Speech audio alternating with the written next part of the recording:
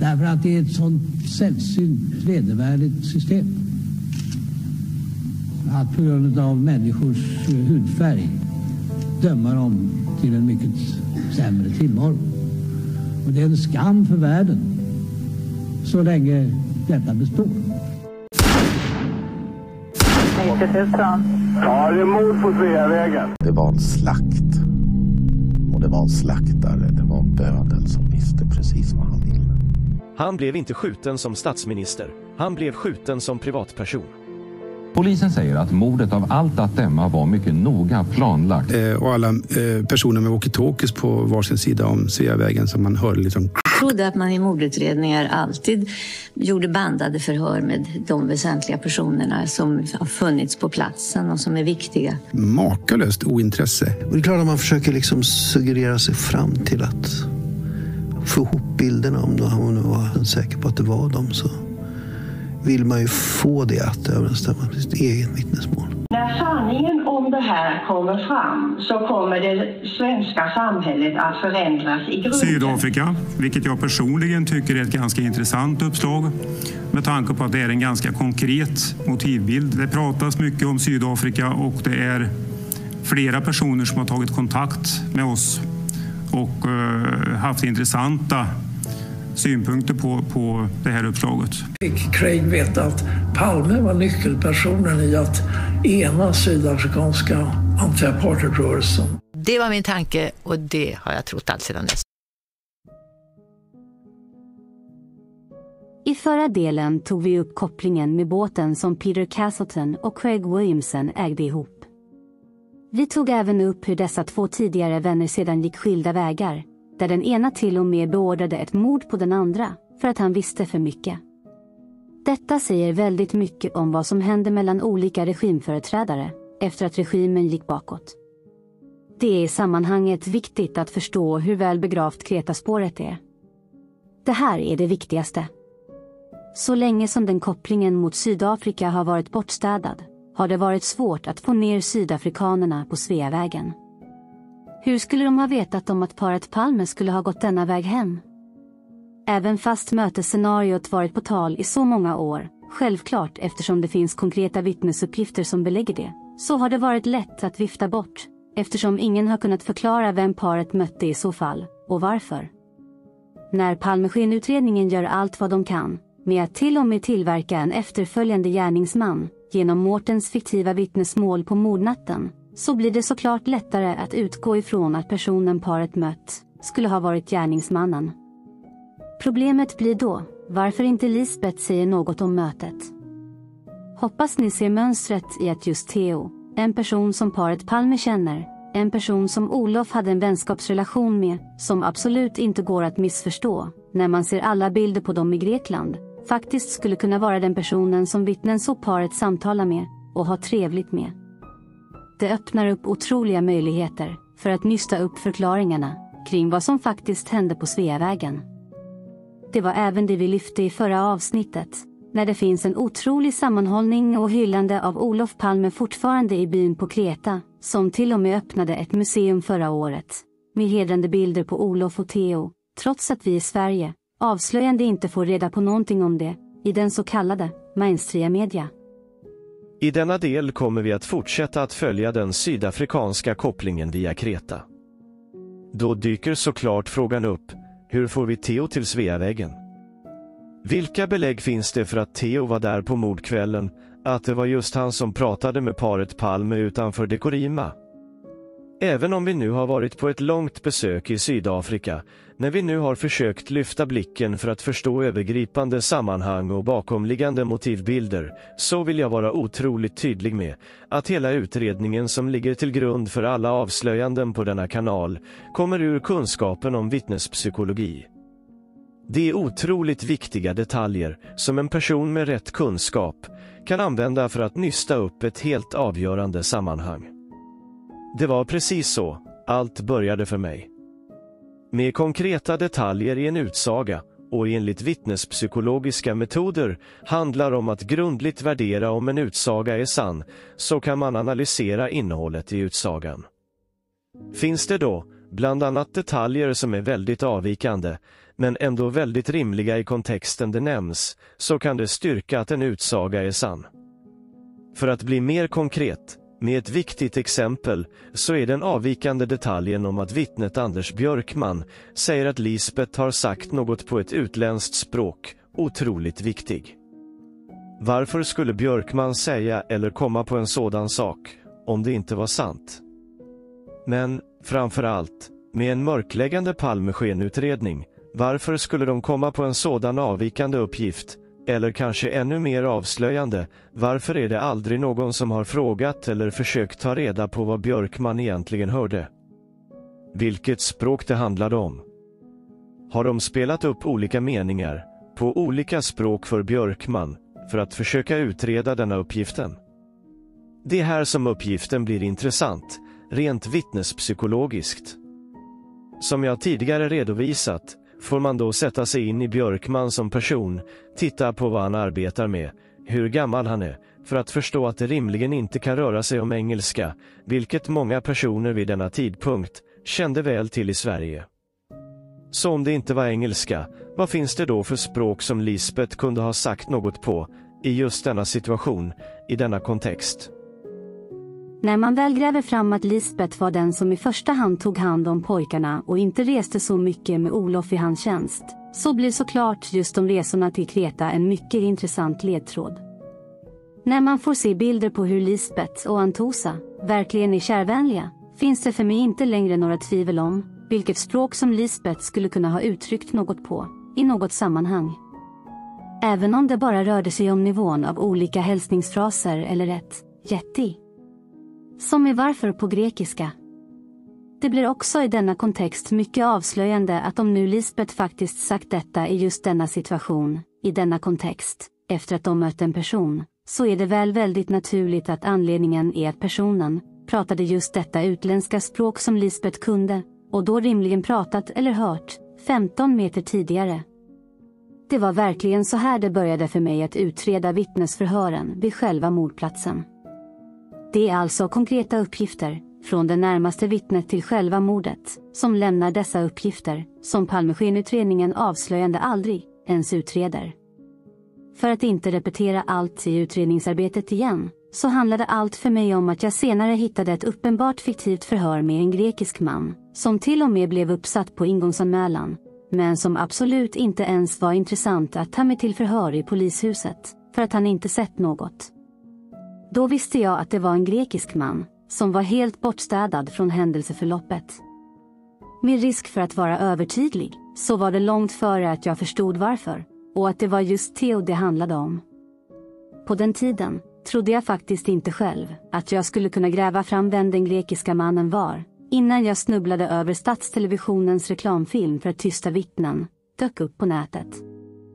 Det som verkligen gjorde att allt då verkade mer rimligt var att då fanns det ju motiv, kanske till och med privata, för att Lisbeth skulle ljuga om mötet vid reklampelaren. Det gav nya möjligheter att förstå varför Mårten åker förbi föräldrarnas lägenhet istället för att åka direkt till sjukhuset, där hans far ligger skjuten. Det är då man börjar förstå och förklara varför Lisbeth säger att det var Olof som ville gå förbi Dekorima. Det blev alltså helt plötsligt många fler avvikande men viktiga uppgifter som blev rimliga. Men framförallt knyter det en grekisk man som Olof ville träffa utanför Dekorima, 15 meter ifrån mordplatsen. Varför jag än en gång drar upp detta händelseförlopp är för att verkligen beskriva hur man kan förstå hur bortstädade Theo och Kreta-kopplingen är, och att man då måste mer kritiskt och noggrant ta till sig av alla de små detaljer som oskyldigt indragna vittnen har lämnat under utredningens gång, men även att förstå vilka av dessa detaljer som Palmeskenutredningen undvek att gräva ner sig i.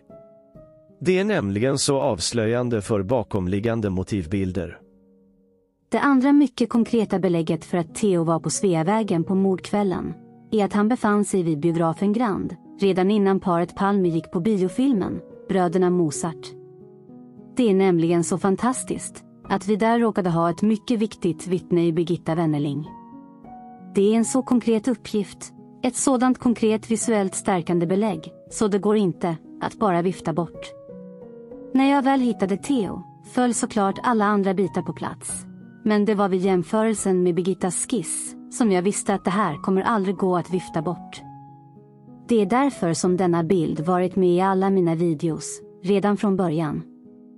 Det var därför jag hade omröstningar i Facebookgruppen Palmerummet, på den tiden som jag hade tillgång till gruppen, innan jag blev omotiverat utkastad.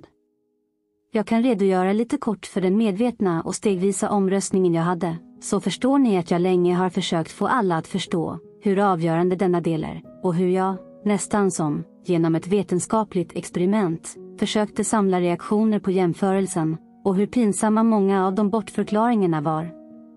Ett arbete för att avslöja mörkläggare och väcka de som hade mycket svårt att ta till sig av sakliga och konkreta belägg. Poängen var att utgå ifrån bilden, och sedan även stärka upp, med många andra argument, så att inte bara bilden skulle kunna viftas bort, ur sitt mycket viktiga och relevanta sammanhang. Det blev även tydligt, när jag även publicerade bilden på Flashback, då det såklart avslöjade, vilket icke-utredande forum, som Flashback är, när det gäller Palmemordet.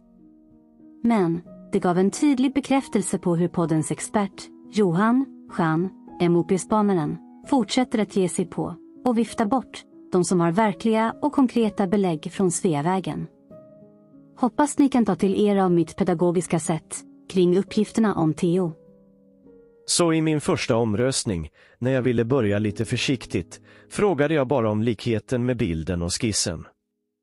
Tänkte höra om uppfattningen i en omröstning, om likheten mellan Birgitta W:s teckning och bilden med Theo från Kreta baserat på förutsättningarna från 1986.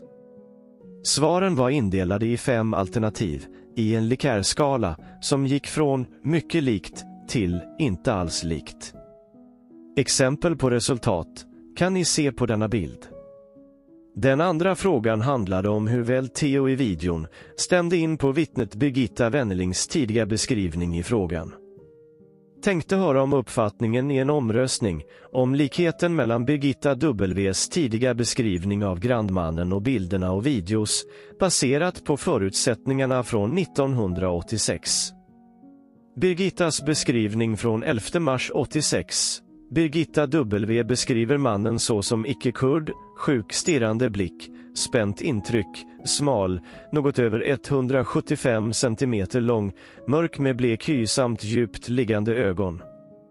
Denna gång gick svaren från mycket passande beskrivning till inte alls passande beskrivning. Den tredje frågan var en repetition av fråga 2 om den tidiga beskrivningen av Birgitta. Men denna gången hade jag angivit Christer Pettersson och Stig Engström som svar, för att fråga om hur denna beskrivning passade in på båda de personer som Palmeskenutredningen hade pekat ut som gärningsmän som följt paret Palme från Grand. Det var formulerat i samma skalor för respektive gärningsman. Självklart var motivet till denna frågeställning att i jämförelsen med Theo skulle man förstå hur sjukt det var att ens dessa båda svenska herrar hade blivit föremål för ett utpekande, när det helt enkelt fanns en förvisso väldigt bortstädad grekisk person, men som mycket mer passade den beskrivning som Birgitta gav och passade mycket bättre in på skissen som hon tecknade. Den fjärde undersökningen jag gjorde var för att verkligen väga in alla andra avslöjande detaljer som jag då hade grävt fram, omgärdade Theo, och att det kan ha handlat om ett möte av ren privat natur, som föranledde möjligheten för sydafrikanska säkerhetsagenter att komma åt Olof oanandes. Märk väl att dessa är konkreta uppgifter från och omkring utredningen, bland en totalt bortstädad persons information. Poängen var att även väga in alla dessa unika och avvikande uppgifter. Frågan löd: tänkte höra om uppfattningen i en omröstning, om olika detaljer i och omkring utredningen som kan få en rimlig förklaringen i att grannmannen och mötet med personen vid reklampelaren utanför Dekorima kan ha varit med Olof Palmes vän Theo från Kreta. Förklaring till att Lisbeth säger något på utländskt språk i samband med skotten som vittne Anders Björkman uppgav 1 mars 86 klockan 02.25. Förklaring till att Lisbeth inte berättar något om mötet eftersom det involverar Olofs vän, trots att flera andra vittnen beskriver ett möte, samtal, småprat. Förklaring till att Olof skrivit upp mötet i sin dagbok /kalender på ett naturligt sätt, eftersom han bara skulle träffa en vän. Förklaring till varför inget livvaktsskydd behövdes när han träffade en nära vän. Förklaring till att Lisbeth uppgav för poliskommissarie Åke Rimborn på sjukhuset att det var 2 gärningsmän, eftersom Lisbeth rimligen vid denna tidpunkt trodde att även Theo var inblandad i dådet. Förklaring till att Lisbeth på sjukhuset uppger att det var Olof som ville gå förbi Dekorima. Förklaring till att en Säpo-chef urskuldande hörde säga efter mordet av ett Säpo-anställt vittne att han blev inte skjuten som statsminister, han blev skjuten som privatperson. Förklaring till att Hans Holmér efter mordet uppgivit. Det är offret som har valt själva mordplatsen. Förklaring till att ex-statsministern Ingvar Carlsson någon dag efter mordet uppgav för oppositionsledaren Ulf Adelsohn, när nu detta hade hänt, hade det varit bättre om det varit en enstaka vettfilning, men det verkar mycket väl planerat, lång tid i förväg. Det är tecken på att det finns en grupp som inte drar sig för något för att skada det svenska samhället. Det är i så fall mycket allvarligt. Som ni förstår är det viktigt, när man faktiskt väger in i en värdering av en helt okänd tidigare person, att man även försöker förstå vad den nya personen faktiskt skulle kunna svara på för frågor. Ni märker att flera handlar just om Lisbeths märkliga agerande i förhållande till många andra vittnens uppgifter, både som motsäger henne och om henne och vad hon sagt och gjort. Om nu Theo var en person som faktiskt kunde lösa upp alla dessa knutar, samtidigt som bild och skiss passade in på Theo, så kan man helt enkelt inte bara vifta bort hela avslöjandet. Det är fortfarande en person som så många, så kallade experter, fast de är mörkläggare, fortfarande låtsas leta efter, men vägrar befatta sig med. Vilket såklart avslöjar mycket. Men jag slutade inte där, för jag ville även väga in Theos uppgifter, inte bara vid biografen Grand, eftersom jag ville undvika bortviftningar, genom att personer slentrianmässigt hävdar att det inte har något med mordplatsen att göra. Därför flyttade jag fokus till kläderna och signalementet, och lyfte fram en annan skiss av Birgitta på den blåa jackan och mössan. Min 5:e omröstning blev således. Då många lätt avfärdar en viktig del med att Birgittas teckningar skulle kunna vara i princip vem som helst, tänkte jag som en avslutande omröstning se om det blir någon skillnad när man väger in många delar i detta. Poängen med omröstningarna, om detta varit otydligt, har varit att undvika att vifta bort en viktig del utan att väga in och göra en bedömning i ett större sammanhang mot fler detaljer i utredningen. Det verkar vara ett genomgående tema i responsen i denna grupp, vilket även fascinerat mig i snart ett år. Denna gång handlade alltså om rimligheten mellan Birgittas andra detaljer och Theo från Kreta, baserat på förutsättningarna från 1986. För alla er som har svårt att följa ett litet större resonemang, så är alltså denna person absolut inte gärningsmannen, som vissa har trott. Som tidigare är det Birgittas ansiktsteckningar som ligger som grund. Som tidigare är det Birgittas tidiga beskrivning som ligger som grund. Som tidigare är det omständigheter som kantat utredning och som talat för ett kort privat möte mellan Olof och en vän, planerat av Olof själv vid Dekorima. När det gäller teckningarna lägger jag denna gång till de utmärkande detaljer som inte uppges i text eller bild av Birgitta. För de som inte har koll på alla detaljer som florerat i utredningen, så nämner snedstreck ritar inte Birgitta något om skägg, mustasch, fyrkantigt ansikte, runt ansikte, keps, stålbågade glasögon, alkoholist, lång svart rock, handlåsväska med mera. Men denna gång lägger jag även till detaljen om klädseln Birgittas teckning har. Så när det gäller personen som Birgitta ser som ogenerat letar efter Olof utanför biografen Grand innan filmen börjar och som Birgitta målar av med blå jacka och blå mössa.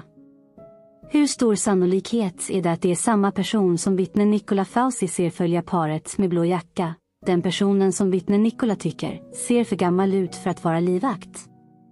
Samma jacka som vittne Nicola ser efter skotten på Sveavägen enligt förhör 3 mars 86. Detta tillsammans med att det absolut första signalementet av vittnet Anders Björkman som han uppger för polis Lena Lör 26 mars 86 att gärningsmannen var iklädd blåaktig täckjacka av något slag, samma längd som Björkmans egen jacka. Han hade en mörk stickad mössa. Mannen var ungefär lika lång som Björkman själv. Denna mössa nämner även vittnet Björkman som mörkblå 1 mars 86, som även hans fru bekräftar att han sa när han kom hem. Precis som vittnet Björkman senare beskriver det själv kan han missförstått att 3 personer gått tillsammans och att gärningsmannen kan ha stått och väntat runt hörnet. Björkman kan inte uttala sig om mannen som avvek in på Tunnelgatan kommit i sällskap med de 2 andra Sveavägen söderut eller om denna mannen anslöt bakom ryggen efter att stått och väntat bakom hörnet på Tunnelgatan. Precis som vittne Morelius beskriver händelseförloppet hela tiden. Precis som vittnet Anders Delsborn som även han sett mötet vid reklampelaren och kan placera personerna sinsemellan 1 mars 86 och som först beskriver gärningsmannen för polis Ingvar Winden, så har personen en blå täckjacka. Detta innan Palmeskenutredningen sätter klorna i vittnet Delsborn under natten. Vidare, att personen i blå jackan gömmer sig vid varuingången på Dekorima och sedan ses skräckslagen zigzacka sig fram genom gatorna nordost om mordplatsen springandes förbi vittnen Sigge Cedergren och sedan vittne Claes Bruets. När alla andra vittnen är upptagna med det som händer vid mordplatsen. Så hur rimligt är det att alla dessa delar sammantaget talar för att det är Theo som är grannmannen och mannen paret mötte vid Dekorima, men absolut inte gärningsmannen, med lång mörk rock, ingen huvudbonad, 1,80, iskall mördare, vid avfasningen. Visst finns det redan här en övertydlig information, men det är fortfarande uppgifter från vittnen vid mordplatsen med hänvisningar till konkreta detaljer i deras förhör. Det blir även på slutet en jämförelse med gärningsmannen eftersom signalement och data kring honom starkt avviker från de uppgifter som rör Theo, både i klädesväg och i ålder och stil. Därför avslutade jag hela min omröstningsutbildning för dem i Palmerummet med att verkligen erbjuda en komplett värdering över Theo i denna kontext för att få folk att förstå att det är som man värderar enskilda uppgifter i ett sammanhang, i en helhet, för att öka sannolikheten att utreda vidare kring rätt person. Vad jag sedan gjorde var att jag samlade in reaktioner och kommentarer på bilder och annan information. Jag skrev ett inlägg där jag listade reaktionerna och kommenterade samtidigt hur pinsamt avslöjande som många av dessa var. Så här skrev jag. Jag vill avsluta denna del för denna gång om matchningen med grannmannen och Theo från Kreta med att ge er detta verkliga verktyg i era egna utredningar och undersökningar när det gäller personer i och omkring fallet. Med ett så konkret belägg för något som matchningen mellan Birgittas grannman och Olofs vän Theo från Kreta vill jag även ge er mina bedömningar av de svar och reaktioner jag fått och vad mina egna bedömningar och slutsatser kring detta säger mig. Olika kommentarer. Jag tycker inte alls det är likt. För mig ett typiskt undvikande agerande. Med tanke på alla som tycker det är likt i någon form avslöjar detta antingen att personen kanske lider av ansiktsblindhet, vilket kanske personen redan borde veta om, eller avsiktligt undviker jämförelsen av bilderna. Jag tycker inte alls näsan är lik. Detta kan stämma om man endast tittar på den enda bilden som varit med i jämförelsen. Denna bild är utvald på grund av de många detaljerna, men näsan är inte den som är i fokus i denna bild. Lägger man här till de andra teckningarna som Birgitta ritat blir såklart näsan något annat. Märk väl hur denna kommentar överhuvudtaget inte ens nämner några delar som faktiskt stämmer. Det blir lite som, finn ett fel. Det kan ju vara vem som helst. Undvikande argumenterande alternativt ansiktsblindhet. När det gäller just dessa skisser kan det inte vara vem som helst. Det finns nämligen alldeles för många utmärkande detaljer. Tjocka ögonbryn, djupt liggande ögon, tydliga linjer från näsa mot mun med mera. Flera av dessa stöds även av de tidiga beskrivningar som Birgitta gör. Detta är uppenbarligen ett undvikande i att inte ens jämföra ordentligt. Vad skulle detta ha med fallet att göra? Detta kan vara en av de mest beskrivande kommentarerna i hur oinsatt en person är i Palmemordet. Birgitta var till och med vittne under rättegången mot Christer Pettersson. Den osannolika fiktiva historien med vittne Engström som gärningsman bygger också på att vittnet Engström skulle sett paret Palme vid Grand tidigare på kvällen. Här har vi en person som tydligt letar efter Olof och blir nedtecknad av ett mycket trovärdigt vittne som är konstnär och har denna förmåga. Att avfärda denna uppgift tyder på en mycket stor kunskapsbrist i fallet, en brist i förmåga att värdera relevant information, eller så finns självklart alternativet att det är ett avsiktligt bortförklarande. Var han ens i Sverige vid denna tid? Typiskt undvikande argumenterande med flytt av fokus till helt andra detaljer. I ett större perspektiv är det relevant, men utan att faktiskt bekräfta att det finns tydliga likheter i bilden blir denna typ av argumentation väldigt avslöjande för vad man själv vill få fram. Det framgår inte varifrån det filmade reportaget från Kreta är hämtat. Undvikande och ifrågasättande om källan, som om den skulle vara påhittad. Här flyttas åter fokus till helt andra detaljer än matchningen mellan personen och teckningen. Väldigt avslöjande. Theos likheter med den teckning du hänvisar till är inte påfallande. Och hans stillsamma och värdiga framträdande i reportaget är i alla fall för mig väldigt svårt att förena med att han skulle ha befunnit sig på Sveavägen och spelat en nyckelroll i genomförandet av mordet. Här pratar vi svepande undvikanden, såklart utan att gå in på riktiga detaljer, de som faktiskt stämmer. Att Theos subjektivt bedömda framträdande snabbt avfärdas utan att ens sätta sig in i omständigheterna eller i alla fall nyfiket fråga om dessa blir såklart väldigt avslöjande även det. Men framför allt, de som inte ens uttalar sig om dessa uppgifter. Har de så lite kunskap om fallet att de inte förstår relevansen? Har de så lite förståelse för att grandmannen aldrig har identifierats tidigare i utredningen? Varför Palmeskenutredningen och andra skyller på flera olika syndabockar med detta vittnesmål och som skulle presenteras som den avgörande bakgrunden till att någon skulle hinna med att skaffa vapen, nu när ingen visste att de skulle på bio? Men vart finns nyfikenheten? Var finns drivet att diskutera vidare kring dessa detaljer? Varför tas inte detta upp överhuvudtaget i poddar och på vissa YouTube-kanaler insatta i fallet? Det är kanske här allt blir väldigt avslöjande. Förklaringen är såklart att de kommer trilla dit på ovanstående pinsamma försök att ignorera likheterna i bilderna. Självklart finns det stort utrymme för att många efter 37 år inte tror inte förstår något om detaljen, sammanhanget eller olika motivbilder, men i detta läge finns det stora möjligheter att nyfiket och ödmjukt fråga om mer, läsa in sig på mer information från den som kommer med dessa påstående. Varför inte ens försöka sätta sig in i en lite mer komplicerad bild av ett 37 år gammalt olöst statsministermord innan man slänger ur sig enkla, svepande och generella påståenden? Som jag också försökt förklara är dessa uppgifter mest koncentrerade kring likheten i bilderna. Att det skulle vara just Olofs vän Theo från Kreta som både ogenerat letar efter Olof vid biografen och träffar paret kort vid reklampelaren vid Dekorima förklarar så många andra omkringliggande märkligheter som rör mordet och styrker att just denna personen är den rätta. Förstår ni då hur det går att utläsa avsiktligt underliggande motiv redan i de svar och motfrågor som ges? Detta är exempel på tillämpad vittnespsykologisk kunskap. Hoppas även detta ger en hint om hur denna kunskap kan användas på vittnesmålen i utredningen med framgång. Ni får göra vad ni vill med detta. Det är bara mina egna bedömningar och uppfattningar i sammanhanget. Det är välvilligt menat som ett praktiskt verktyg att använda för att avgöra vilken sida av mörkläggningen folk är på. Ta till er av detta, ni som vill.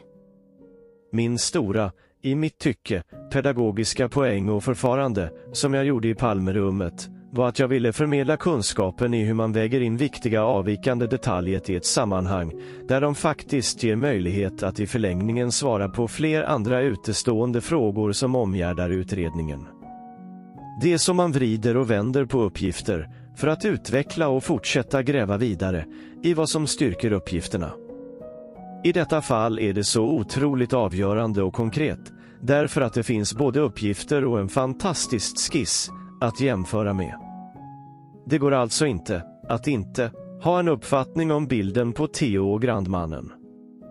Och den uppfattningen du har, eller det svaret du ger, i samband med att du får bildjämförelsen kommer att avslöja dig i någon form. Antingen avslöjar du dig själv för att du vet att du ska tycka annat, eller möjligen att du inte ens har förmågan att jämföra en bild på en människa och en skiss av någon. Vad som är värst, vet jag inte. Självklart går det att hitta avvikande skillnader mellan en skiss, målad från minne, en period efter händelsen och en bild, men man måste då också värdera in andra uppgifter i kontexten. Men att ignorera de distinkta ansiktslinjerna och de djupt liggande ögonen går bara inte. Och hur avslöjande som skisserna faktiskt var för Palmeskenutredningen avslöjas såklart av att vittnet blev näthinnetvättad av Palmeskenutredningen genom att de visade 1500 bilder, vilket hon berättar om i en rättegång mot Christer Pettersson, allt för att tvätta bort bilden av Theo från hennes näthinna, så till den grad att hon skulle börja se Christer Pettersson istället.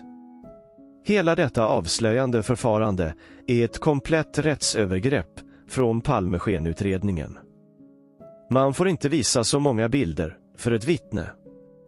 Därför att ett senare utpekande skulle göra att vittnets utpekande inte blev trovärdigt. Kan ni eventuellt då gissa vad poängen var med att näthinnetvätta vittnet? Precis. Det var att förbruka vittnet, om hon nu skulle se programmet med Theo och vännerna på Kreta. Att jämförelsen kunde användas för att avslöja mörkläggare finns det inget tvivel om. Gunnar Wall stängde ju av mig från hans blogg när jag ville att bloggens läsare, inte att Gunnar själv, skulle tycka till om jämförelsen. Hans avstängning av mig från bloggen i 6 månader hjälpte såklart till att ytterligare stärka belägget för att allt stämde och var mycket relevant. Det säger såklart väldigt mycket om Gunnar i sammanhanget. Ni vet Gunnar som hjälpt till att mörklägga hela mordet, genom att lura av okritiska personer pengar på sina böcker, får sin pinsamma guldspade, de slänger efter mörkläggare, och skrattar hela vägen till banken, för det bedrägliga han avsiktligt gjort mot det svenska folket. Ni vet ju hur mycket podden, poeten, skådespelaren, PR-lakajen, ljudförvrängaren och deras experter har lyft jämförelsen mellan Theo och skissen från Grand. Tror ni det är något som kommer att lyftas på denna års hjärntvättningskonferens och vandring? Det är alltså när man väl lyfter fram konkreta och detaljrika underbyggda argument, man verkningsfullt kan dela de som vill försöka förstå en sanning och ett sammanhang med de som inte vill. Vilken orsak och motiv de skulle ha för att avsiktligt ignorera detta spelar egentligen ingen roll för vad som är sant, men avslöjar i sin tur vilken agenda man har, eller vilken felaktig bild av verkligheten man redan har intalat sig. Med det sagt, antingen är du en mörkläggare som inte vill ta till dig av relevant och verklig information, eller så förstår du inte verklig information när den presenteras framför dig.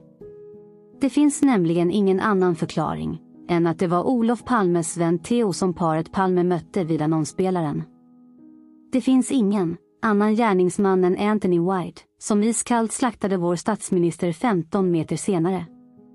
Precis det som vår fantastiska dokumentärfilmare Boris grävde fram i Sydafrika. Tror du något annat, så tror du fel.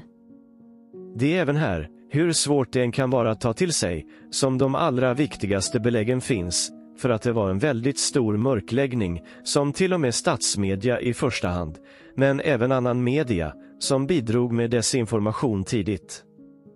Det är otroligt viktigt inför kommande avgörande del att man förstår alla belägg för en stor mörkläggning av händelseförloppet, gärningsmän och övriga inblandade ligger i just hur det gick till.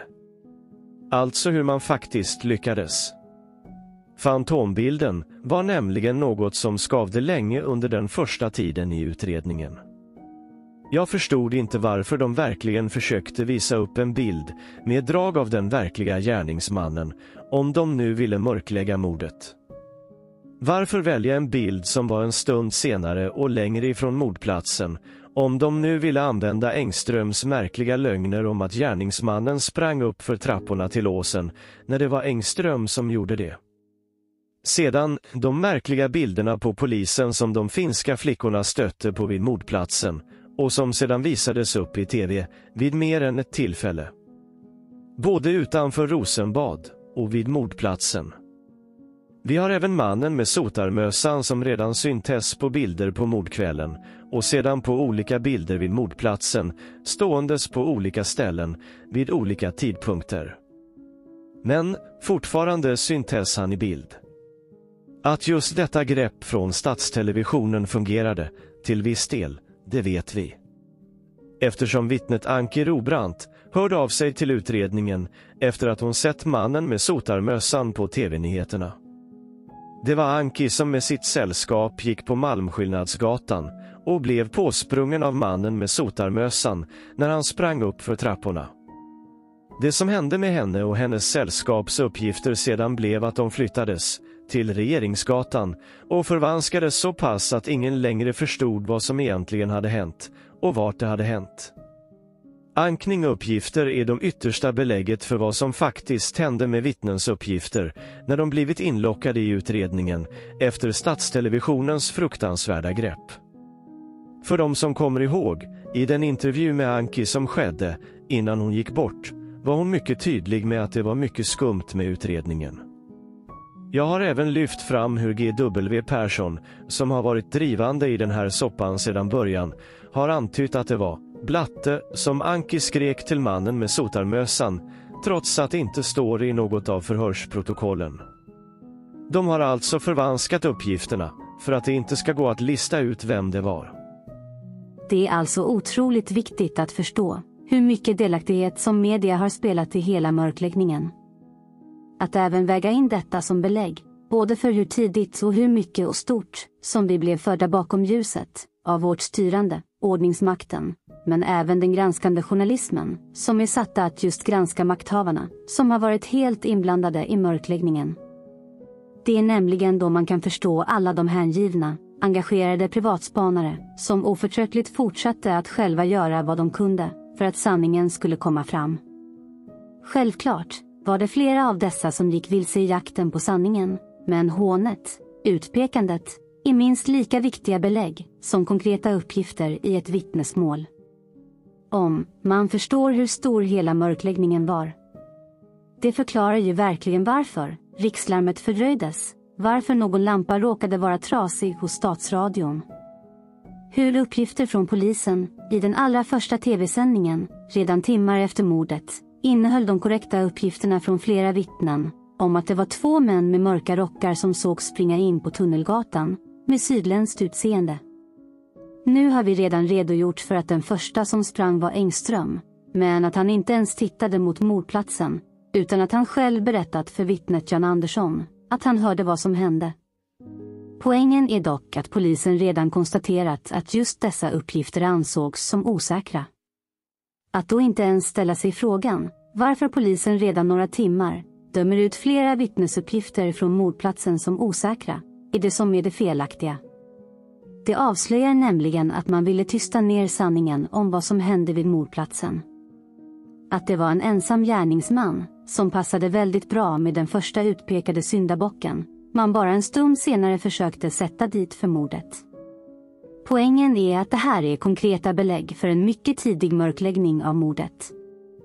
Tillbaka till fantombilden som, när den inte längre lockade in oskyldiga vittnen från mordkvällen, skulle klassas som ett stort inledande misstag i utredningen.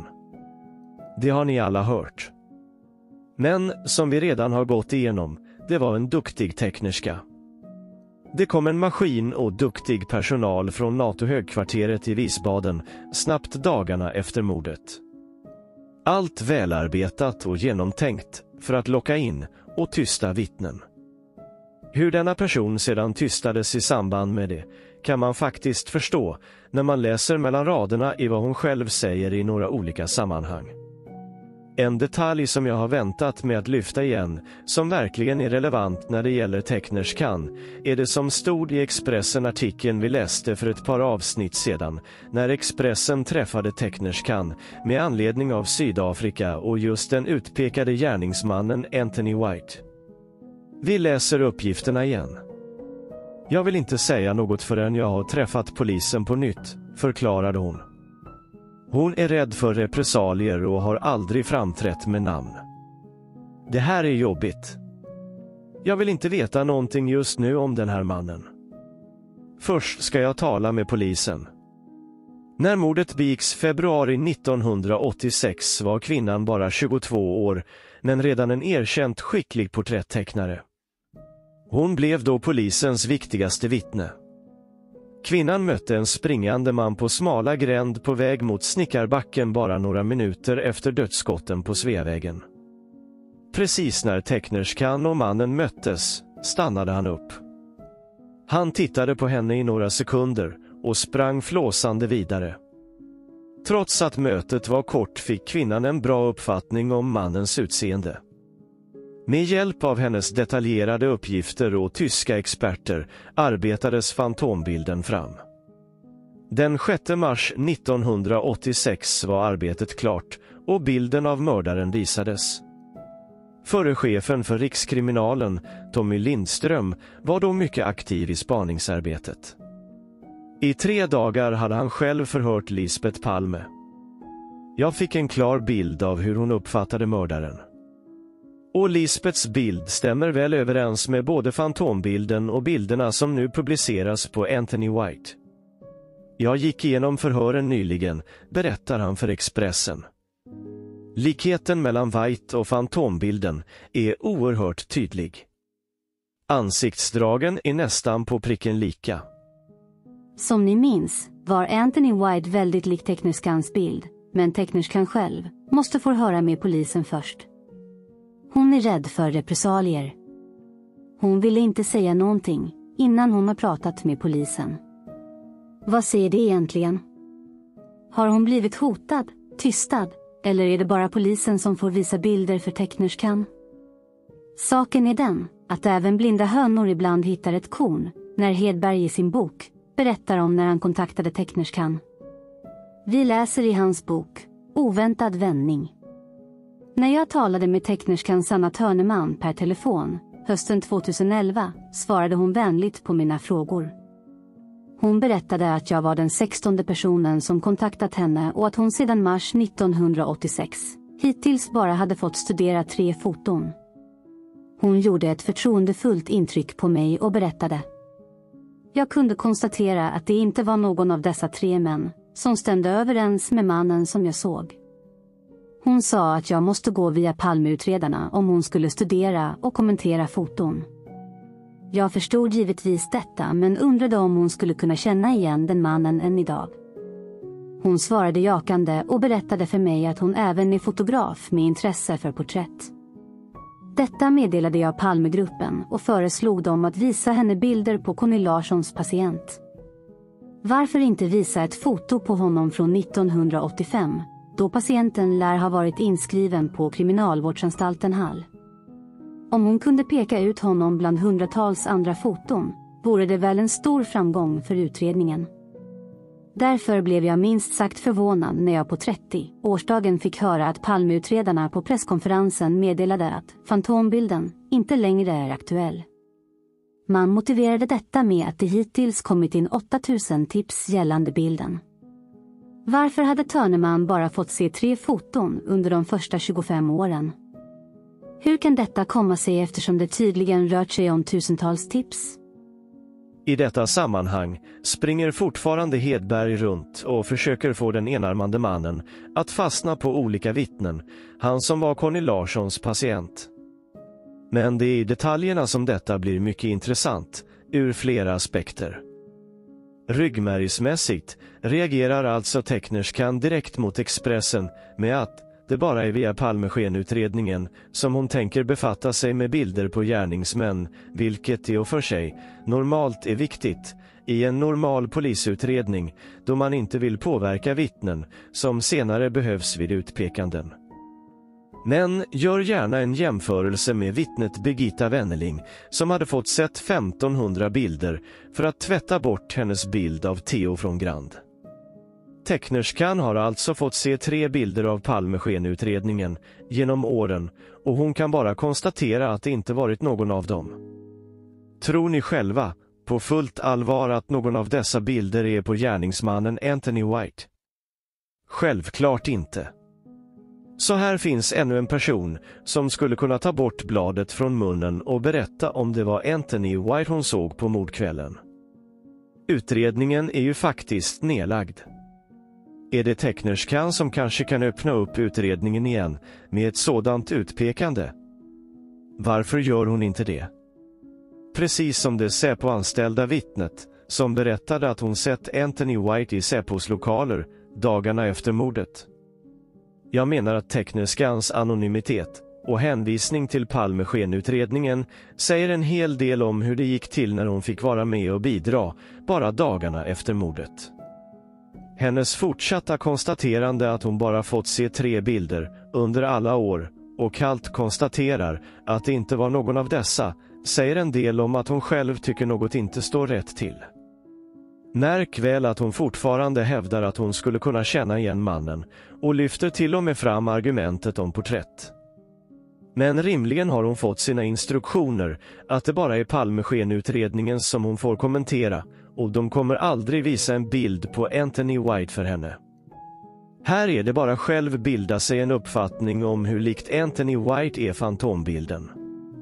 Som sagt, det är jämförelsen med vad vittne Birgitta Wennerlings näthinnetvätt med 1500 bilder på irrelevanta figuranter som tecknerskans sparsamma 3 stycken erfarenheter avslöjar en hel del om Palmeskenutredningens märkliga agerande.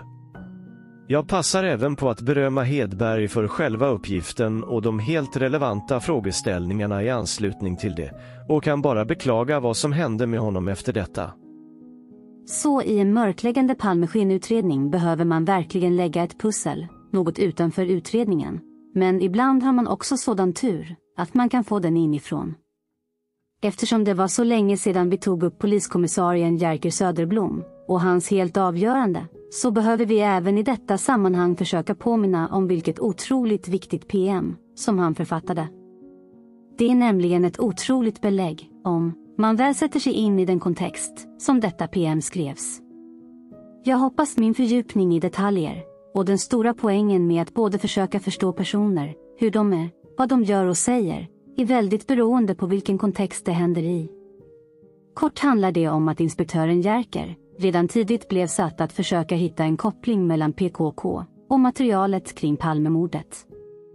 Den lite speciella, men samtidigt insatta och medvetna Jerker visade med sitt PM tydligt att han blev satt på ett riktigt skitjobb eftersom han var väl medveten om både vilka som låg bakom mordet och hur det hade gått till. Det är därför som han i sitt PM inte alls hittar belägg för några kurder, men han hittar belägg för en grupp inblandade individer. Och han kan till och med ringa in från vilket område dessa personer skulle ha kommit ifrån. Det som han formulerar som: mordet med största sannolikhet utförts i organiserad form under samverkan av flera personer. Dessa skulle ha varit av utländsk börd, stammande från ett område avgränsat i öster av Iran, i väster av Marocko och i norr av Bulgarien.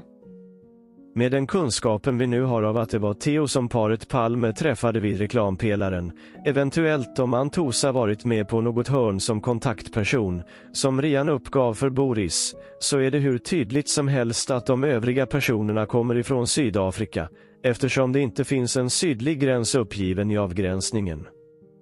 Det blir också väldigt tydligt att, drar man ett streck från Marocko till Iran, så kan man hamna just på Kreta, där planeringen av mordet skedde, vilket alltså stämmer med Boris uppgift och egna konstaterande att det var i Europa och inte Sverige det skedde. Vi har redan redogjort för att Jerkers PM, tillsammans med vallningen av vittnet Claes Brevitz, som såg Theo springa förbi norr om mordplatsen, helt förskräckt och vilsen, och som även kunde vittna om polisbilar som smög förbi och åkte upp mot Malmskillnadsgatan kort tid efter mordet, gjorde så att åklagare Almgren inte hade något annat val än att införliva Jerker i utredningen och ge honom den viktiga uppgiften att hålla de arrangerade förhören med Christer Pettersson samtidigt som Jerker även blev befordrad till kommissarie. Ni minns väl även att hans PM nådde Christers advokater, som gjorde att Jerker blev kallad till rättegången och fick göra en otroligt avslöjande pudling om hela hans PM. Ett förhör som bara finns på denna kanalen av alla på YouTube att lyssna på. Är det avslöjande att det mörklagts, eller att ingen förstår vilket sprängstoff som detta PM är? Alla måste förstå att beläggen finns i alla de märkligheter, bortförklaringar, förminskanden och förhalningar. Det kommer såklart aldrig att gå att få fram en kopia på Theos flygbiljett, förhören med Anthony White från Säpo, eftersom de är totalt bortstädade. Så, när ni verkligen har tagit in dessa belägg, kommer vi försöka knyta ihop hela säcken ordentligt framöver, i samband med årsdagen av mordet. Det kommer verkligen göra att hjärntvättningarna på Palmekonferenser och vandringar blir ännu mer uppenbart mörkläggande. Det är inte där ni kommer att få de verkliga svaren. Jag är helt övertygad om att när alla väl inser och låter alla de rimliga och verklighetsförankrade förklaringarna sjunka in, kommer ingenting hindra sanningen från att komma fram. Då kommer alla kunna tolka alla de uttalanden som Palmeskenutredningen slängt sig med under åren, där man i nyanserna kan förstå vad som egentligen sägs och inte sägs. Det kommer, helt enkelt, inte längre att gå att bortse från all denna viktiga information.